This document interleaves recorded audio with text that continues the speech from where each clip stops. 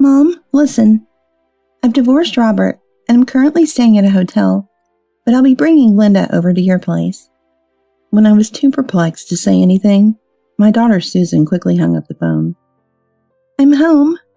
A few days later, Susan arrived, dragging a large suitcase while her daughter Linda had a travel backpack on. Both of them kicked off their shoes and entered the house. Mom, is my room available? She said as she walked into the living room. Susan looked puzzled. When she saw Mary, her brother's wife, among the welcoming family, she clicked her tongue slightly. Why are you here? But before she could dwell on that question, James cut in. The two of them are living together now. It makes sense for her to be here. Upon hearing this, Susan's mood soured. What are you doing relaxing in my house as if it's yours? Ridiculous. Someone who just spends money living with us? We're going to live here now, and it's cramped with you around. Don't let your dropout stupidity rub off on the kids. Get out. Mary froze, her smile fading. It was clear that Susan looked down on and disliked Mary. Susan gestured for her to leave. This behavior angered everyone further, heating up the arguments between James and John.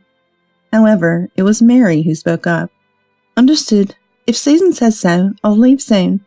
Just give me some time. Hearing this, Susan smiled satisfactorily. See, you're reasonable. People like you don't belong in this house. Mary bowed her head and slowly walked out of the living room. I hurried after Mary, trying to stop her by grabbing her arm. But no matter how much I said, there's no need for you to leave. Mary wouldn't listen and started packing her bags. It was unfair for Mary, who had done nothing wrong. While Mary was packing, I came up with an idea. Well then, if that's how it is. I whispered something secretly to Mary. My name is Karen. I'm a housewife about to turn 55, living a fulfilling life with my husband James and my son and his wife. My son John got married last spring and held the ceremony. Mary is a wonderful person, always cheerful with a bright smile, and has a pleasant personality. She's petite with long flowing hair. Initially, they lived separately, but when John's job location changed, moving in with us became more practical since it was closer to his workplace. We've been living together for about 6 months. When they first suggested moving in, neither James nor I opposed, but I was worried about how Mary would take it. After all, I'm her mother-in-law, and she might not be keen on the idea. I worried about this until they moved in. One night, James said, "Aren't you worrying too much? Mary isn't like that." Really? Mary is skilled at sewing, right? John mentioned that. And you like knitting, so you'll probably get along. James optimistically said this and sipped the coffee he made. Indeed, having common interests might help us bond faster, so I looked forward to their moving day. On the day they arrived, John was off work, and they came with a moving truck. "We're here to cause trouble. Oh, this is for you." As soon as she arrived, Mary handed over a package of sweets. Surprised, I opened it to find an assortment of famous confections. "You didn't have to go to such trouble." No, I had to bring something. "We'll be inconveniencing you." "Inconvenience? Not at all. The house is small, but please make yourself at home." "Thank you." After that day, we were both a bit stiff and nervous for about a week. But as we talked about knitting, we warmed up to each other. Mary got excited talking about the local craft store. The conversations about the satisfaction of completing a project were endless. Mary learned to sew in elementary school. She had no relatives and came from a children's home, where the staff noticed her dexterity and taught her sewing. Starting with button sewing, Mary gradually learned to enjoy making things like children's aprons and small etiquette pouches. Over time, she became capable of making almost anything, including clothes and tote bags as an adult. "I started to enjoy making things, and now I can make just about anything, from clothes to tote bags," she said with a smile. looking vibrant and somehow making me feel more energetic and a bit younger. Mary was also incredibly thoughtful. Once, she found out that James liked to have coffee after dinner. She started making it for him every night. She also took care of the garden, cleaned the storage shed, and tidied up around the water fixtures. James cherished Mary, as if she were his own daughter. The only thing that bothered me was when Mary put herself down for being a dropout when we were alone. She couldn't afford to go to high school and had to start working right after middle school. I encouraged her, saying, "It's okay." But I wasn't sure if that really cleared her worries. Mary probably felt insecure about it because Susan, her sister-in-law, teased her. Susan, John's older sister by 3 years, had a mean streak that no amount of scolding could fix. Susan went to college and got a job at a major bank. She would go to dinner parties with friends and acquaintances, targeting wealthy men to date or break up with. It seemed like her relationships often soured, probably because her personality was difficult to deal with. I worried no one would marry her if she didn't change. But that worry was unnecessary when she introduced her fiancé a few years ago. He came from a family of doctors, and now worked in internal medicine at a large hospital. James and I thought we wouldn't be troubled by her anymore. But even after that, she would say things like, "My brother is so presumptuous," about John.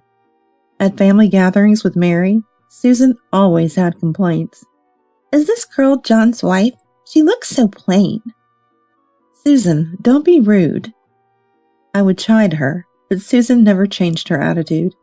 Even when James and I said, "Think of us As your real family. Susan laughed, mockingly. "Seriously, Dad, Mom? A stupid family like this is impossible." I still remember her mocking laughter. "Hey, Dad, Mom, are you serious? I can't deal with a stupid family." I still remember the sound of her laughing in ridicule. Susan kept calling, bragging about going on an overseas trip, and eating gourmet food, and getting a designer bag as a gift, showing off her wealth. There's a child named Linda, my granddaughter, who also tends to brag. I thought it might be better to correct this bragging habit, but whenever I tried, "Don't meddle in our parenting," she would snap, leaving me helpless. Susan was a troublesome daughter. One sunny autumn day, accustomed to life with John and the others, I got a call from Susan. Another boast, I suppose. I'm so tired of it. Muttering in annoyance, I answered the phone, only to hear Susan crying. "Mom, listen, I got divorced. I'm staying at a hotel right now, and I'm coming over with Linda." But... "Please, bye." Before I could say anything, Susan hung up. Despite her request, there was no room available, leaving me wondering where to welcome them. I cleaned up my room that day, cleared out half the closet, thinking it'd be cramped, but they had to stay here. As I was tidying up, Mary returned from shopping, surprised at what I was doing. "Why are you emptying your room?" "Susan and Linda are coming back. She's divorced now. Since there's no room, they'll use mine." "What? So where will you sleep?" "I'll make room in my room, so sleep there." "What are you saying? You need to take care of yourself now. I'll sleep in the living room." A few days later, Susan and Linda, unaware of anything, returned. "We're home." Susan dragged a large suitcase, and Linda carried a travel backpack. Both of them kicked off their shoes and entered the house. "Mom, is my room available, huh?" Entering the living room, they found me, James, John, and Mary just enjoying a family moment. Seeing Mary, Susan clicked her tongue softly. "Why are you here?" But before she could continue, James intervened. "Susan, these two are living with us now. It's only natural. Besides, Robert told us everything about your situation." In the days that followed, while preparing the room, We also contacted Robert to understand the reasons behind the divorce. The reasons were surprising to both me and James. Susan, you were in charge of your husband's wallet, spending lavishly on trips abroad and designer bags, leaving most household chores to his service. Susan looked uncomfortable. He even doubted whether those trips were really just with Linda, suggesting you might have been with friends. Huh? What now? I'm tired from the divorce, and coming back here, I don't want to hear this. I have a room, right? Susan sighed heavily, ready to take her suitcase upstairs. Me and James stopped her. Wait a minute. Let's finish this conversation. Tell us the truth. There's no truth. It's all lies from him. I went on trips with friends and Linda was there. It's just spending a little money. It's not just a little. The thing is. Watching this, Mary stepped in. Her hair swayed uneasily. James, let's leave it at that. We can talk some other time. Susan must be tired. Please, go to your room, Mary said with a smile. Knowing Susan didn't think highly of her, preferring to avoid any involvement, but chose to diffuse the situation, touching my heart with her magnanimity. Yet Susan's face grew even more distressed. What, making yourself at home? Living with someone who squanders money? Now that we're here, it's cramped because of you. Stupidity spreads to the kids. Get out. Mary was taken aback by the harshness and the words, her smile fading. James, John, and I couldn't help but respond angrily to Susan. Susan, apologize to Mary. What a terrible thing to say. It's awful. Mary isn't stupid, nor does she just waste money. I hate being around such idiots. Susan waved her hand, showing the back of it as if to say go away. James and John became even more incensed at her actions. We never agreed to you coming back in the first place. Do you understand that? But this is my parents' house, so it's natural for me to come back. This may be your parents' house, but coming back like this is unbelievable. Sis, how do you plan to cover living expenses? You quit your job, right? Well, yes. I'll take a break from work for a while, so John and Dad can support me and Linda until I find a job. Mom can take care of Linda. Susan has always been like this, quite self-centered. That's why I was reluctant to accept her back. Hey, just to clarify, by when do you plan to find a job? It's almost time for Linda to start preschool. And what about picking her up? How am I supposed to know when I'll find a job? And Mom, you will pick Linda up once I start working, right? That's much better than using Mary. We can't just do that on request. Susan seems determined to stay here and have us look after her and Linda. Linda, unable to keep up with the adults' argument, tried to get attention by crying and shouting. That's how it's going to be, so please understand. What an attitude she has. Everyone was stunned by her. It felt like time stopped for a moment. But then Mary spoke up unexpectedly. Understood. If Susan says so. I'll be leaving soon, so please give me some time. Hearing this, Susan smiled contentedly. See, that's very understanding of you. You realized you're a nuisance in this house. Mary bowed her head and slowly left the living room. I rushed to stop Mary, grabbing her arm. But no matter how much I said, there's no need for you to leave. Mary wouldn't listen and started packing her things. I felt sad, wondering if there was anything I could do. It wasn't fair for Mary, who had done nothing wrong. While Mary was packing, I suddenly came up with an idea. Well, if that's how it is, I whispered something to Mary. Weeks after Susan's return, the mornings and evenings had grown colder, and the autumn leaves in the nearby park had progressed, making it feel fully like autumn. Mary had found a new place, finished the viewings, signed the lease, and started moving her belongings. Susan was happy to see this, and Linda had learned to look down on others, pointing and laughing. Linda, stop pointing at people. Even when I scolded her, Linda seemed to enjoy herself, sticking out her tongue and laughing. She complained about the food Mary and I cooked. spat it out as if it was a game. And the house was a mess with sand and mud from playing in the sandbox. Talking to Susan was of no use. Don't you think it's good for kids to be lively? Don't you agree, Mom? I wanted to say that wasn't the point, but I was too tired to argue. James and John were still on bad terms with Susan, and the house was in chaos. But it would all be over with a bit more patience. One Sunday night, after helping Mary unpack at her new place, I received a call from Susan. During the day, me, James, John, and Mary had gone to the new place, leaving Susan alone at home. It was dark, and she must have grown impatient waiting for us to return and called. Hey, Mom, when are you coming back? I'm hungry and want the laundry done. Linda probably wants to sleep, too. To that, I replied sharply, we're not coming back there. Susan was shocked on the other end of the phone, hurling insults. Don't joke. What do you mean? I haven't heard about this. Come back and make dinner. And other such immature comments from a mother. I see. So I'm being blamed by that dropout idiot, am I?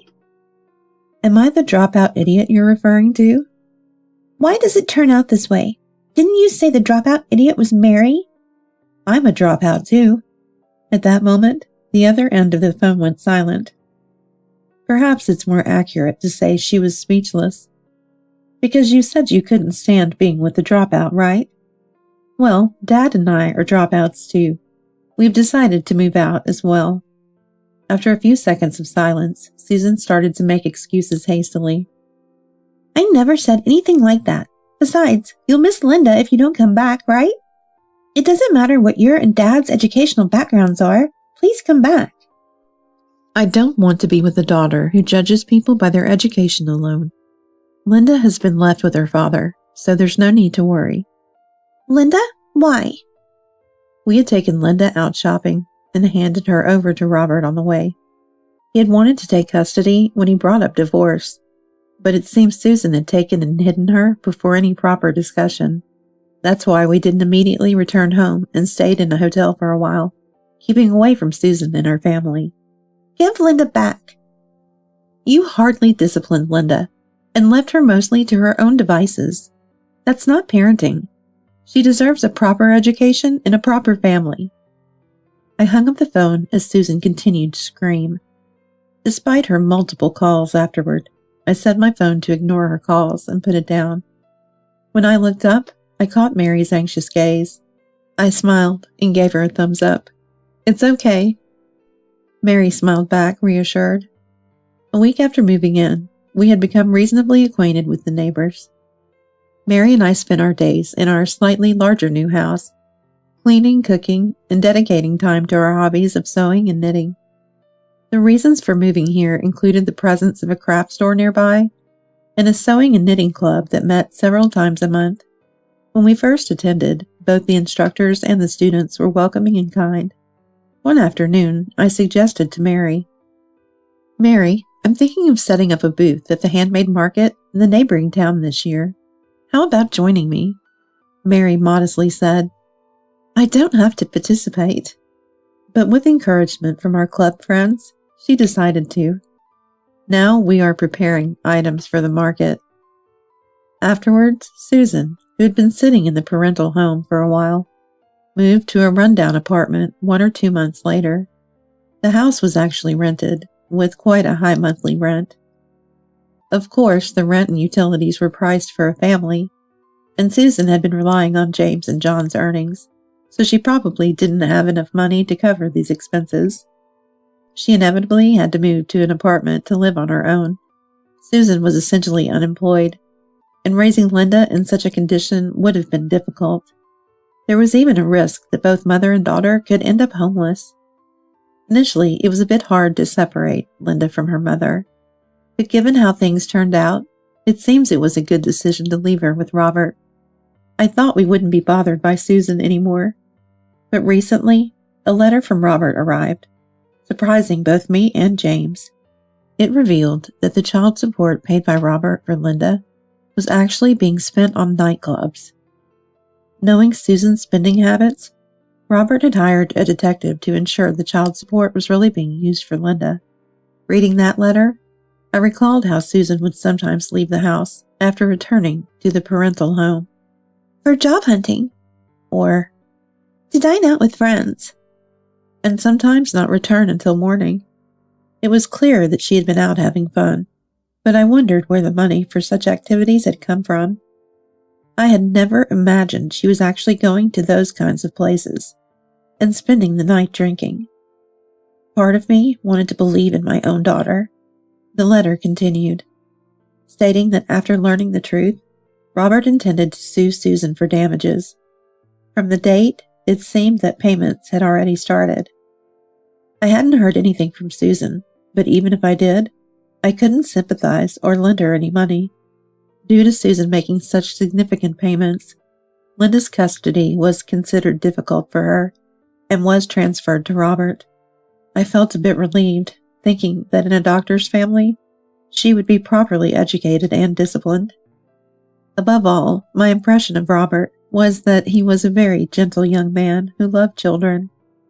Though I hardly see Linda now, she must be living without any discomfort.